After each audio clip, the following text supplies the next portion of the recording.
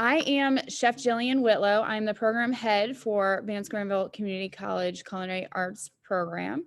And we're going to just go through some of the program options that we have that we offer here. We are located at Masonic Home in Oxford. That is where our kitchen is. And then we are a satellite from the main campus in Henderson.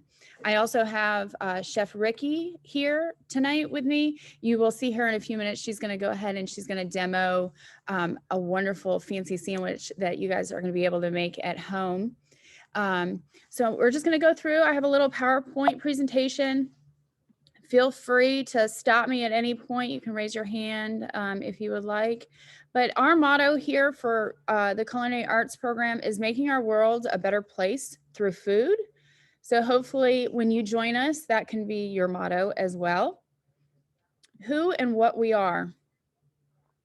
So again, I'm Chef Jillian Whitlow, program head. I went to school at Le Cordon Bleu, Scottsdale Culinary Institute. So I have a dual degree.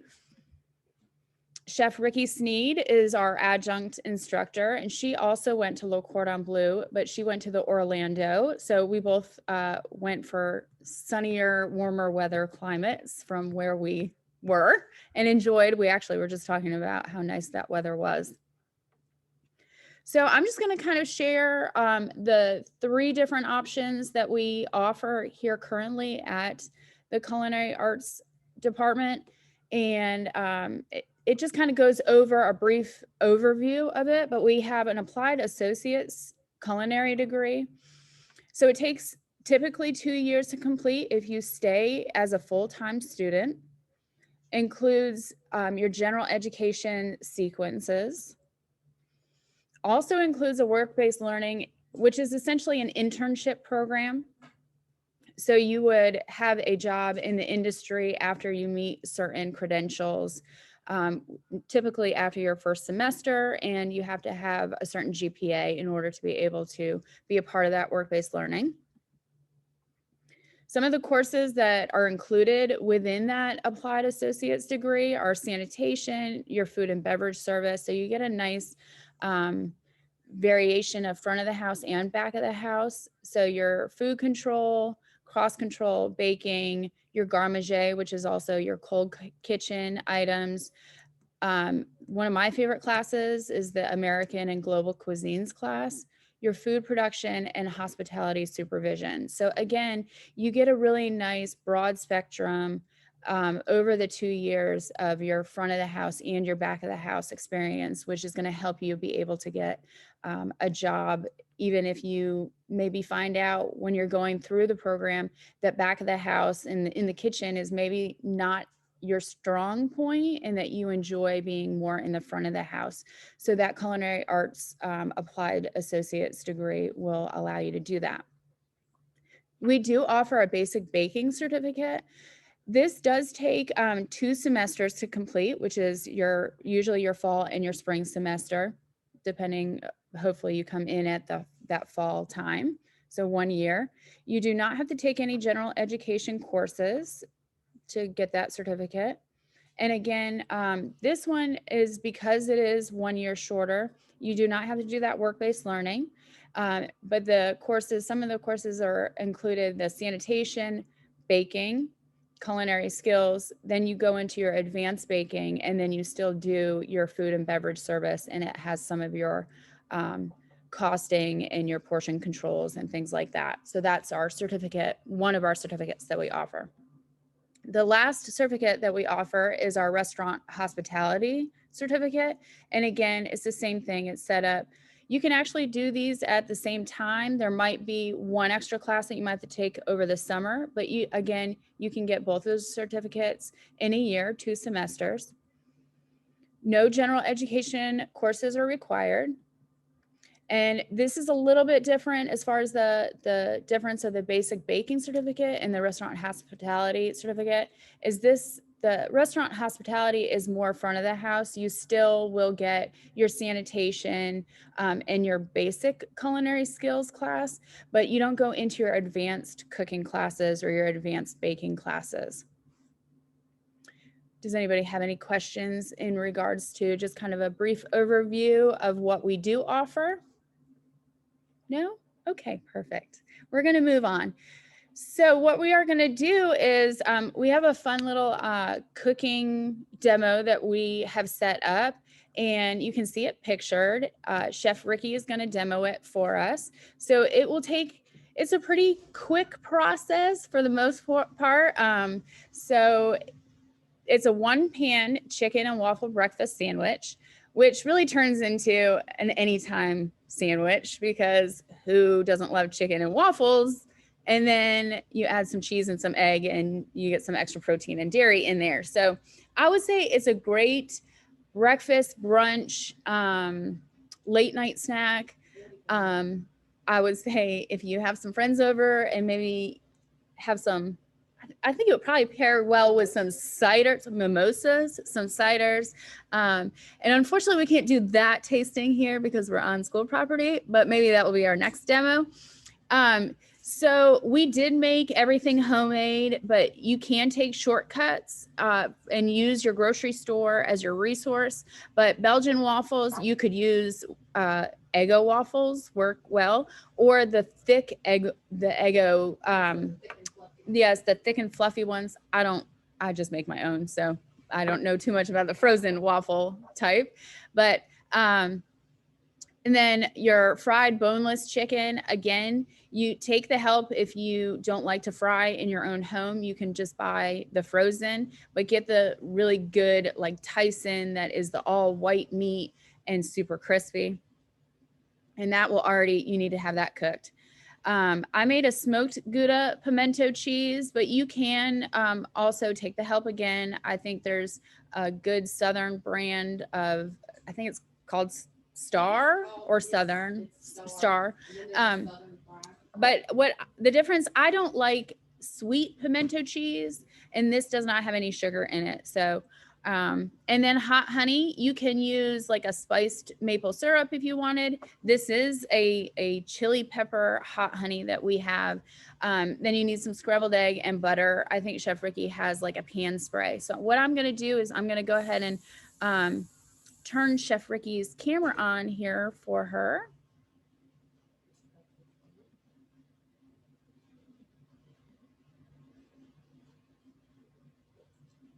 Can you reach it? Wait, she's got to turn herself. Hang on. She's going to have to go around. Hang on a second.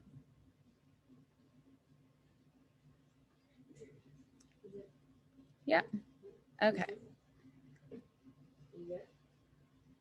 Yep. So go ahead. All right. All right. So we're gonna put the scrambled eggs in. Let me turn it down like a little bit. And I may talk a little bit while Chef Riki is also cooking and demoing, but what she, so this burner is an induction, so it does cook a little bit differently than our gas. So you do have to kind of play a little bit with the heat. So sometimes it cooks real fast and sometimes it goes a little bit slower. So you kind of have to kind of play around with it. But do you want to kind of explain what you're doing? So I'm just letting the egg cook until it's set up. And I'm playing with the heat on this induction burner. I think we found that it's a little bit easier to have the egg good majority cooked and then actually get it freed up from the bottom. It just makes everything go easier when we go to flip. So what she's actually going to do is she's going to essentially cook those scrambled eggs. Mostly, it's almost set all the way up. About 90%. So almost like you're making an omelet. So you kind of scramble them so that they do cook evenly. And then she's actually going to layer the waffle on top of the egg, and then it gets flipped from there. So you kind of build the sandwich backwards to start. And so you kind of see how that will work here in a second. She just wants to make sure. Yeah, so just making sure it's all and nothing's stuck, because once you get everything on there, if anything is stuck, then it really makes it hard to flip it over. All right, so I think everything is freed up. Still everything's still stuck. Okay, and so you can see that it's mostly set up. And then you'll just set your waffles in here like this. We'll push them down. We'll just let it set here for 2 seconds.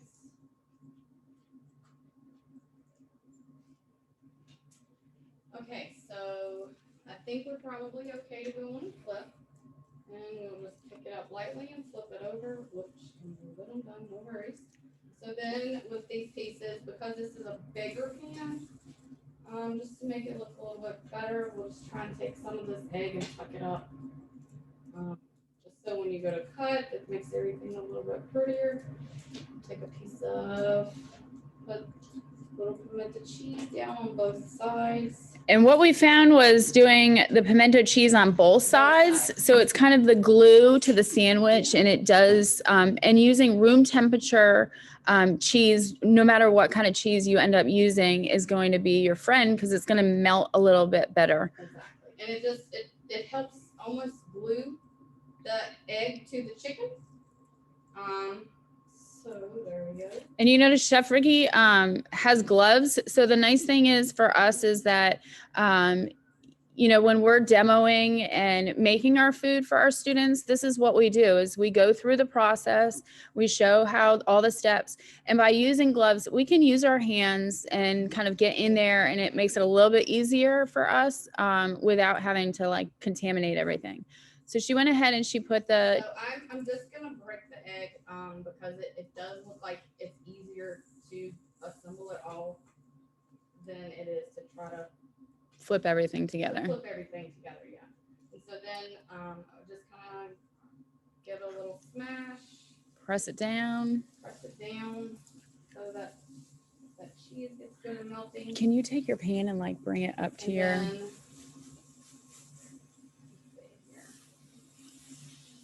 Flip it one more time to get that other side. And I think that's it.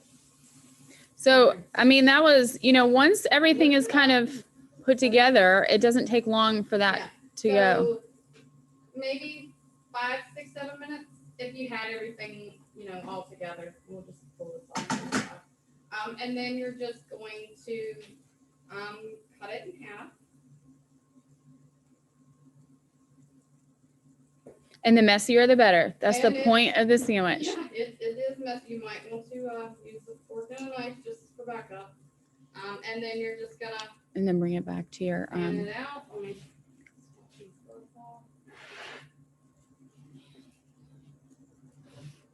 And then drizzle a little bit of this hot honey. And then take it up to the camera so that they can see a close-up. Okay. And then she's going to show you a close-up. And then this is what it looks like cut open.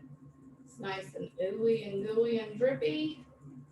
Alrighty, that is our chicken and waffles pimento cheese sandwich. All right, thank you, Chef Riki. Does anybody have any questions for Chef Riki before we turn her camera back off so she can clean up her... Oh, okay. I did want to ask, how many eggs did you use? I think it's about 2. Yeah. 2 medium size eggs. I think, you know, a smaller pan would definitely probably do a little bit better, but if you have a pan that is almost exactly the same size as your waffle, whatever, you know, whether it's 1 or 2, those are the Belgians. So when we used our waffle maker, it makes 4 triangles.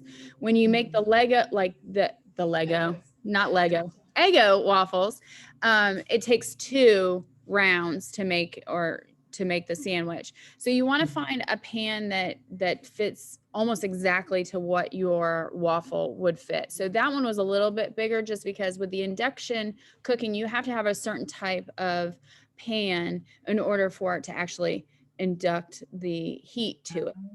Okay. So we only have 2 sizes, is either really small or that size. So we went with that one. So that's why Chef Riki had to kind of fold that egg in, and so she just decided to go ahead and use all that egg. When her and I made it last weekend before this, I did 2 eggs, and it still was a little bit more egg than what I would want. And then she did 3, and it was a lot of egg for her. So I would say if you had like medium or large, I would say, you know, 1 to 2 eggs, depending on, you know, that's a big sandwich. It is definitely a fork and a knife type of thing, but you know, it doesn't take very long to put together. So it's a great brunch type of item.